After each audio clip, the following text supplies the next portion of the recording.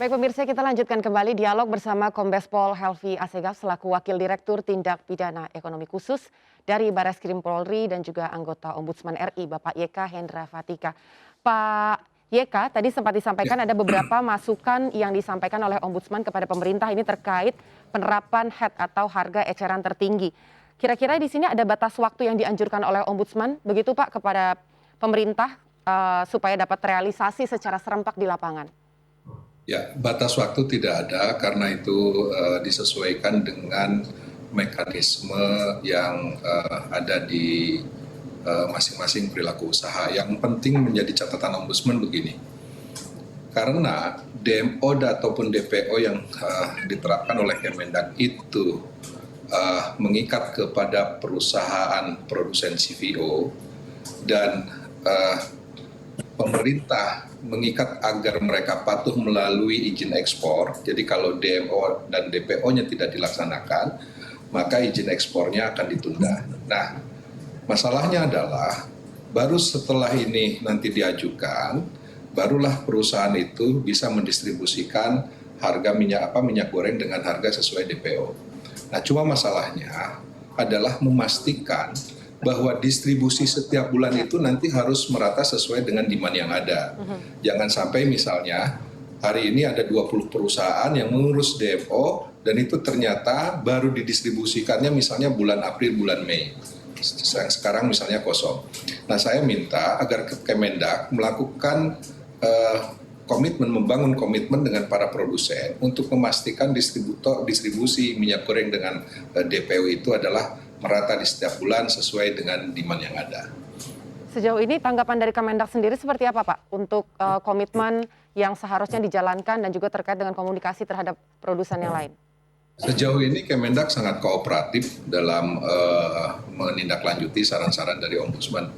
Bahkan dalam pertemuan kemarin koordinasi, seminggu kemudian Kemendak berjanji akan berupaya untuk memperbanyak distribusi minyak goreng terutama di pasar-pasar retail modern.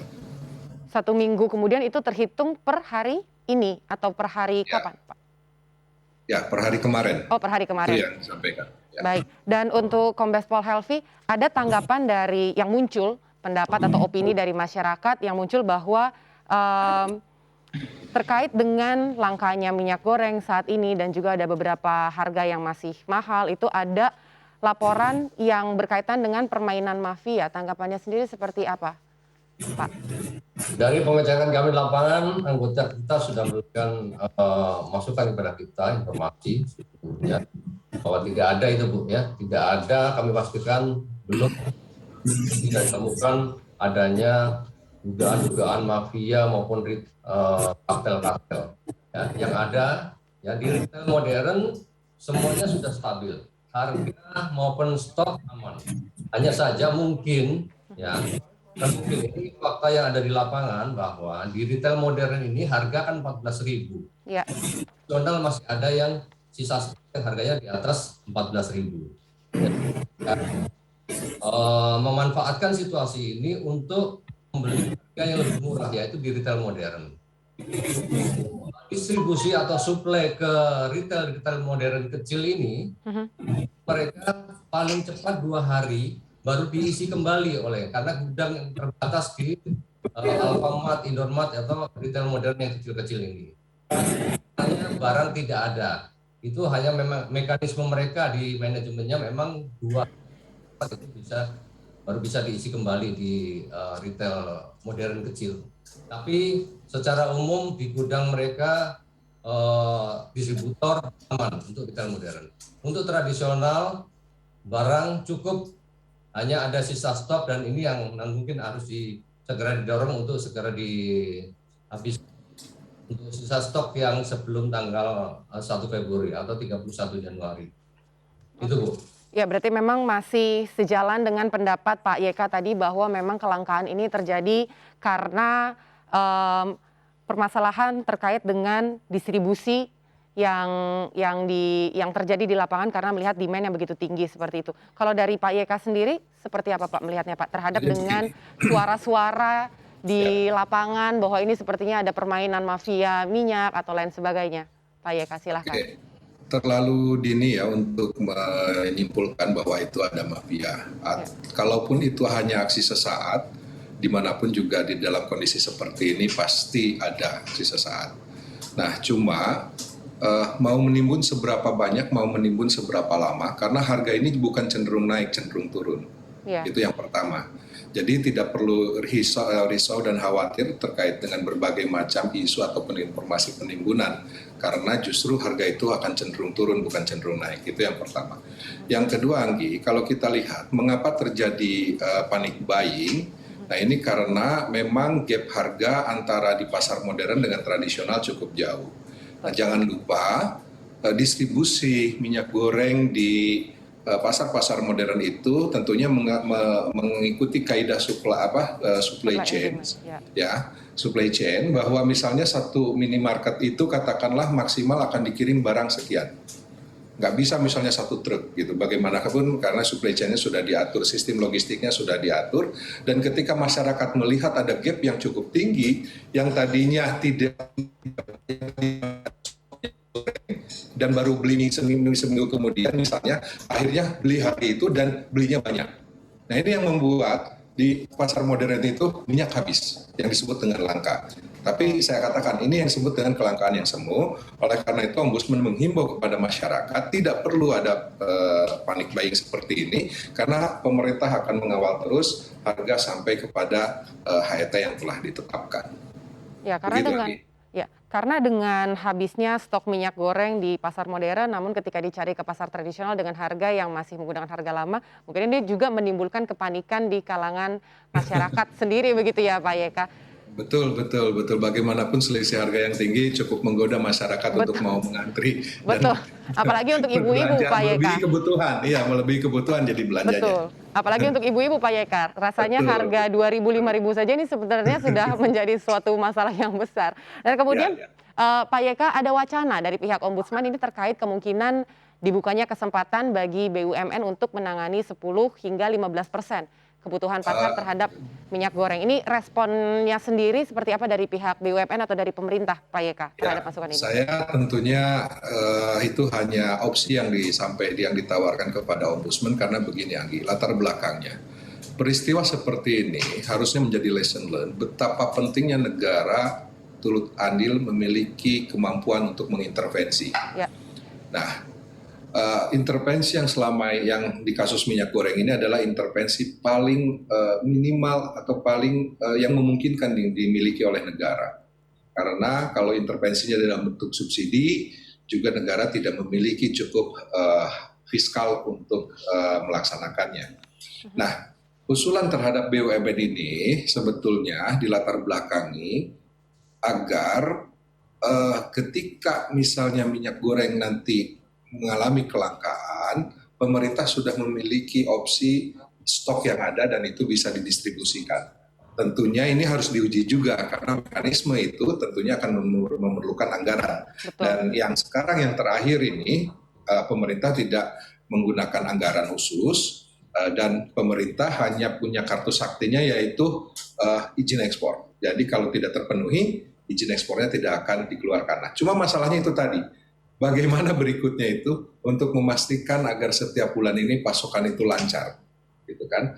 Oleh karena itu, Ombudsman akan mendorong dan akan membentuk tim untuk memantau, dan sekaligus nanti kami akan sampaikan kepada Kementerian Perdagangan dan juga Satgas Pangan terkait dengan temuan-temuan Ombudsman agar itu nanti mempercepat proses harga ini sesuai dengan ketetapan pemerintah. Bagaimanapun juga kalau tidak diawasi, pelaku usaha itu seringkali memasuki area abu-abu.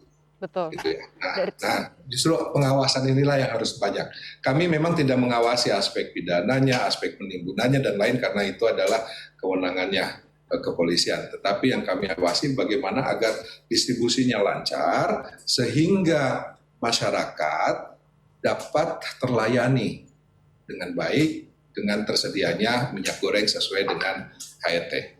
Ya, kalau tadi memang Pak Yeka juga sudah sempat menyampaikan bahwa tidak ada target atau batas waktu yang dianjurkan ke pihak pemerintah, tapi kalau dari Ombudsman sendiri punya target tersendiri nggak Pak Yeka? Karena sepertinya persoalan mengenai kelangkaan stok dan juga harga yang masih belum stabil ini bukan cuma 1 atau 2 hari begitu Pak Yeka ya? Ya, Anggi, karena ini adalah kebijakan yang diambil baru oleh pemerintah, jadi Ombudsman pun harus hati-hati. Tapi yang paling penting, kita akan memasuki Ramadan dan Idul Fitri. Betul. Nah, oleh karena itu, hal yang ingin kami dorong adalah memastikan bahwa antara Kementerian Perdagangan, karena yang bisa mengatur ini adalah Kementerian Perdagangan yang bisa mengikat kepatuhan dari pelaku usaha, agar terjadi komitmen dengan pelaku usaha ini terkait dengan distribusi minyak goreng, jangan sampai timbul kelangkaan seperti ini. Jangan lupa, di balik kelangkaan-kelangkaan itu sendiri sebetulnya merugikan produsen juga nanti belakangnya. Oleh karena itu, produsen harus mulai peka juga dengan isu seperti ini.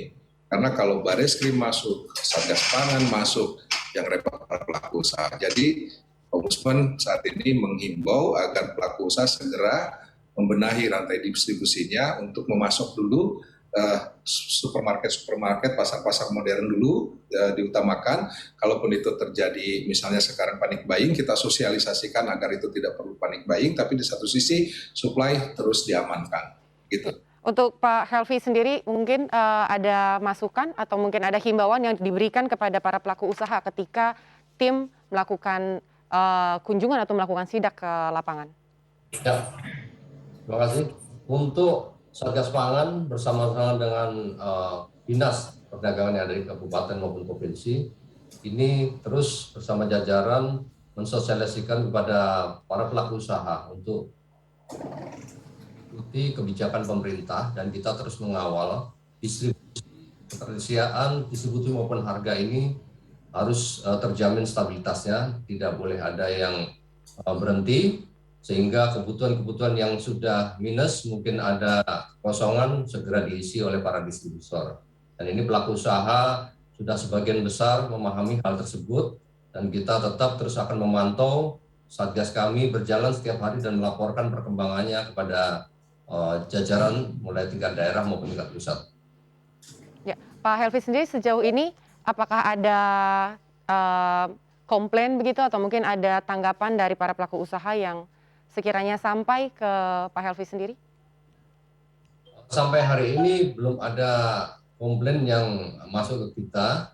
Hanya mereka menghimbau supaya pemerintah segera merealisasikan untuk revaksi maupun DPO maupun DMO untuk diinventarisasi kembali lebih cepat untuk distribusi untuk ketersediaan mereka yang ada di seluruh pelaku usaha. Kemudian untuk segera dibantu implementasinya untuk revaksi tersebut. Terima kasih. Baik, semoga rantai distribusi stok minyak goreng di retail, baik itu di modern maupun di tradisional, bisa segera teratasi dengan maksimal. Dan juga seperti yang tadi sudah disampaikan juga oleh Pak Yeka, supaya kita juga sama-sama memantau bagaimana nantinya harga dan juga stok minyak goreng yang ada di lapangan. Terima kasih sekali untuk waktunya Kombes Pol Helvi Assegaf selaku Wakil Direktur Tindak Pidana Ekonomi Khusus Bareskrim Polri dan anggota Ombudsman RI Bapak Yeka Hendra Fatika. Selamat sore, salam sehat. Selamat sore Anggi. Selamat sore Pak Helvi.